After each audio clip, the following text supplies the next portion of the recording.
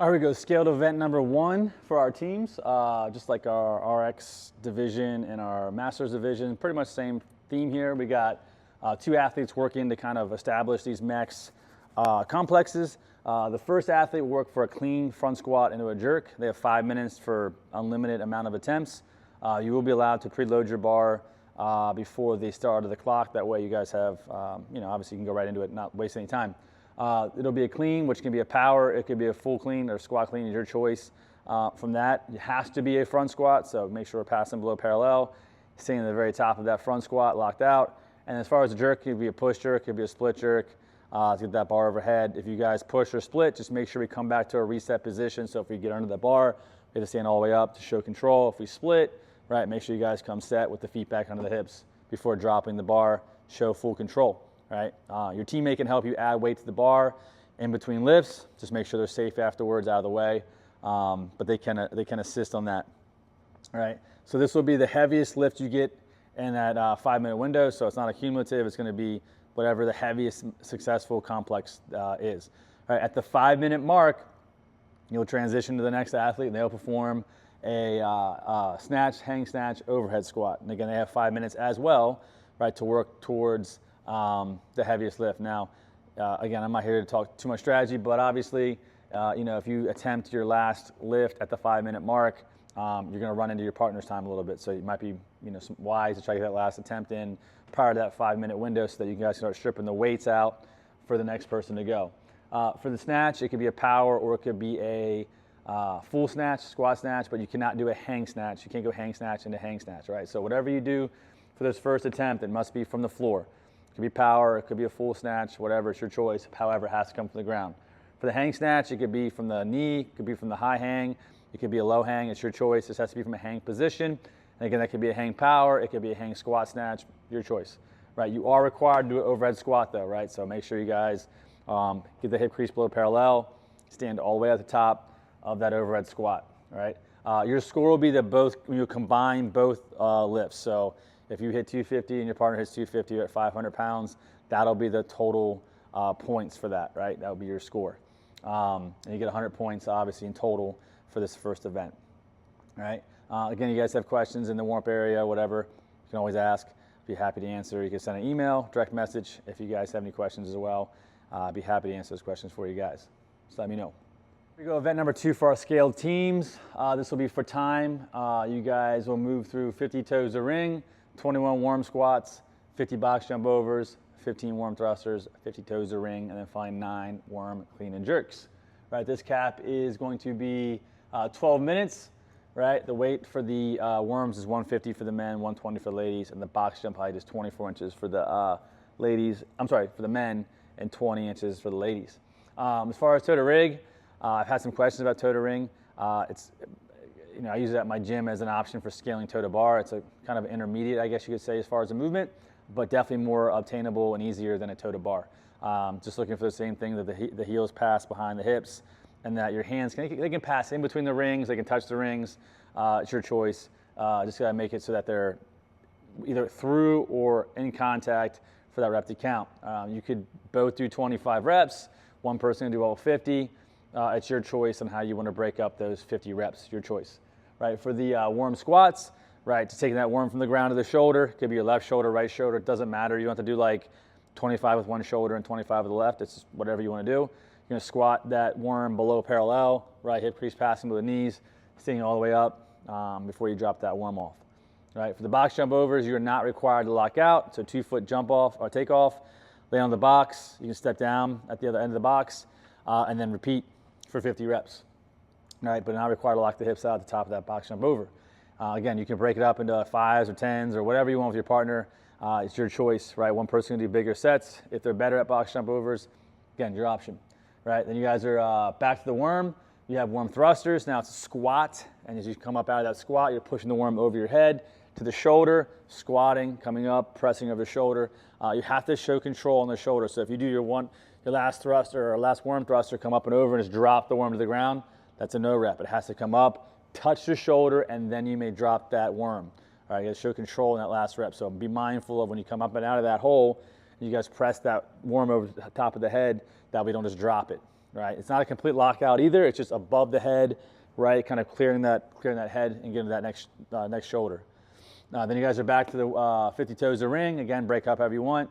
Then you guys are back to that worm for those 9 clean and jerks, taking the worm from the ground to the shoulder, up and over the head. And again, you have to make contact with the shoulder in a controlled manner before you guys drop that worm. Again, otherwise it's a no rep. So if I come up and over and we just drop it, you're getting no rep. If you want to do touch and go, you guys may do touch and go for those worms as well. Clean and jerks as well. They're a little bit tougher. You got to be really in good communication with your partner. But if you guys want to work through those clean and jerks for touch and go, that's your choice. Right, again, this workout's for time. We do have, again, a 12-minute cap on the workout. We'll have some worms in the warm-up area. We'll have rings on the rig in the warm-up area, so you guys can practice your toe to ring before you even come on the competition floor. So you guys will have, and I have boxes as well, so you guys can pretty much get the same feel before you even come on the floor to test this workout, to get going or whatever. So again, if you guys have any questions, by all means, message or email. Be happy to answer any questions you guys have. All right, guys, here we go. Scale division event number 3. This will be as many reps as possible in 3 minutes of 5 synchronized shuttle runs at 50 feet. So you guys go 50 feet down and you go 50 feet back, right? So down and back. It will be, again, not 25-foot segments, not 25 down, 25 back. It's 50 down, 50 back. All right, part of that synchronization for that run, well, you guys will run up. You'll both touch the chest piece together at the same time. Then you turn back around, come back down where your judge is. You'll do a 3-point touch with both feet behind the line as well as the hand together at the same time. And you'll work your way back up, touch the chest piece, come back for 5 synchro shuttle runs. Then you guys will move into 10 synchronized bar facing burpees. So one person will be on one side, right? And the other person will be on the other side. And you guys will jump up and over that bar, kind of replacing each other, right? For those synchronized bar facing burpees. Hips and chest to the ground at the same time is what we're looking for that rep to be considered synchronized. The jump could be, obviously at whatever, timing that you want to do, but just make sure whoever's faster, they wait on the ground for their partner to get there for it to be synchronized. Right, then whatever time's left over in your 3-minute window, you have max reps, right? Round 1 will be deadlifts, round 2 will be power lifts, cleans, and then round 3 will be front squats. So again, deadlifts, power cleans, front squats. All weights will be the same weight for all 3 movements. The men will be working with a barbell that's 135, and the women will be working with a barbell that's 85 pounds. For the deadlifts, again, you could go back and forth with your partner 1-for-1. You could go, multiple touch and go. It's your choice. Same for the power cleans and same for the front squats. For the deadlifts, just make sure that both the plates make contact with the floor at the same time. You guys are standing up, locking out the hips with the shoulders behind the barbell for full range of motion, right? So making sure you guys aren't kind of cutting it short with the hips and shoulders kind of staying in front of the bar. So again, all the way up, all the way down. For the power cleans, taking the bar from the ground, the shoulders, if you guys have a rebend, just make sure you're staying tall. If you're doing touch and go, same idea, just make sure we make contact with the floor, right, to move to that range of motion. And then for the front squats, if you want to squat clean the first rep, you can squat clean the first rep. So taking from the ground to the bottom position of a squat, standing up. Just make sure you guys are extending, getting the hips all the way locked out for that to count. And for the power cleans, again, make sure the elbows come through the barbell. So if you guys are doing your power cleans and the elbows aren't passing through the barbell, that's also a no rep. So be mindful of that as well when doing so. Right, your score will be the total number of deadlifts, power cleans, and front squats you accumulate over those 3 rounds. The running and the burpee over bar essentially is just a buy-in every round. And there will be a work requirement. You guys must work through the synchronized runs and the shuttle run, the burpees for you to be able to advance to the next portion. So we've had people in the past on these interval workouts kind of game it where they take time off, maybe do 1 round off or whatever to kind of stay fresh for a later round, whatever reason they do that, but they've seen that. You guys must work and attempt the 5 and the 10. Obviously, if you get to the power cleans or front squats, if you can't do it, it is what it is. But you must get to that work requirement in order to advance to the next round. So you can't take rounds off, right? So again, that's event number 3. Again, total number of reps accumulated between the deadlift, power clean, and front squats will be your score. Again, if you guys have any questions, by all means, message, email, and I'd be happy to answer any questions you have. All right, here we go. Scaled event number 4. This is the final event. The top 10 scaled men and women's teams will advance to complete this workout. There's no other workouts out there. There's no surprise final. This is all the events. This will be 4 time. You guys have a 40-foot worm lunge, 42 pull-ups, 21 worm push press, 12 wall walks, 21 worm push press, 42 pull-ups, and another 40-foot lunge to finish out the event.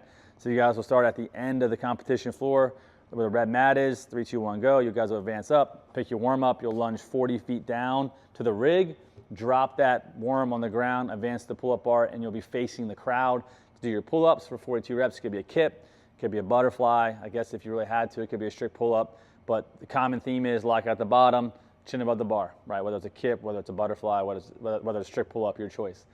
For the worm push press, you guys will advance back to the worm, again facing the crowd, pick the worm up, it will dip, and we'll press that worm over the head, making contact with the shoulder. So again, if I talked about it early on, if you guys press and don't touch the shoulder and just drop the worm, that is a no rep. It must touch the shoulder before you guys can drop that worm. For your wall walks, we'll have the tape markers out, but it'll be standard open, where you guys will probably find a happy medium for the men and women as far as like the distance. For your hands to touch, but again, push up 2 feet on the wall before the hands start to move.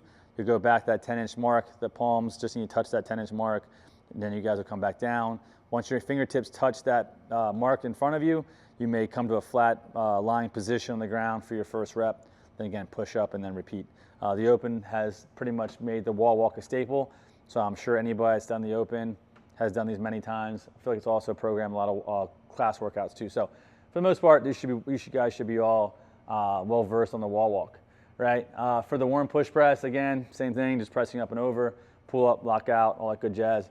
And then for the worm, pick it up, you go lunge it past the finish marker, and that's going to be the end of your event, right? So as soon as you guys pass the that line, you guys will be finished for the day, right? That'll be your total time. Again, there's a cap of 11 minutes on this workout to get this done. Again, only the top 10 teams will perform this at the end of the day, right, on Sunday. So if you guys have any questions, please let me know. We're about 2 weeks out. Excited to see you guys here on the competition floor here soon. It's going to be a great year, and we couldn't be more excited.